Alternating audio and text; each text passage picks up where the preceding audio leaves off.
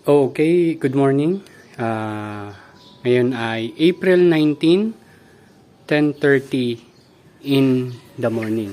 So, yan. Gusto ko lang pakita sa inyo yung current na nangyayari dito.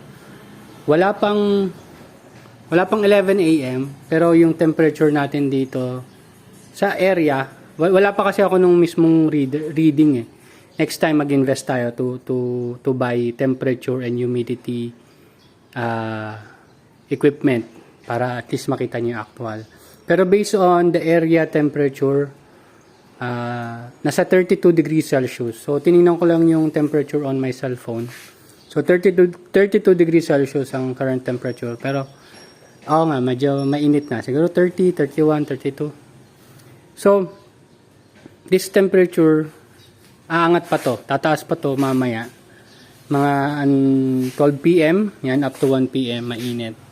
So yan, medyo kumulimlim. So medyo okay. So makikita nyo, ayan no. Nagkakaroon na nga siya ng issue. Ayan. So yung state nila na ganyan, ito itong styro lang na to, itong box lang na to. Up until 3 p.m., 4 p.m. ganyan sila. Nahihirapan sila. Pero yung iba, goods naman. Pero yung lower leaf, alam mo na medyo stress sila. Ayan, no? Wala yung parang crispiness or yung firm. Dito sa bandang gitna, medyo firm. Siguro medyo malamig dito sa part na to. Pero ito, medyo lanta sila. And ngayon, gusto ko lang yun ipakita sa inyo na hindi naman siya ganun ka-perfect. Hindi naman ganun kaganda lahat ng tanim ko. Pero yun yung inaasikaso natin. So, ang plan ko nga, tulad ng nabanggit ko sa inyo, ito, silipat natin dun sa kabila. Kasi sa kabila, although mainit yung paligid, since open space sila, yung airflow nakakatulong dun sa pakiramdam ng mga lettuce natin. So, yan. Probably may matira dito na 3.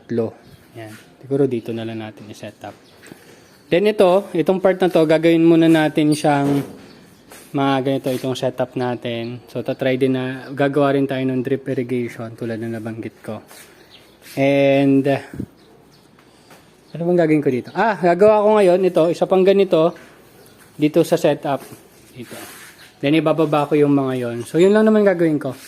So, overall, ang pinakita ko lang talaga sa inyo, ito yung situation ko. During mga around, yan, ito, 10:30 a.m. up until mga 2-3 p.m. So, medyo mahirap talaga. Kaya kung mapansin nyo, patay na rin yung aking cucumber. So, isa pala yung sa tatanggalin ko today. So, yun lang. Thank you very much and see you next update. Bye-bye!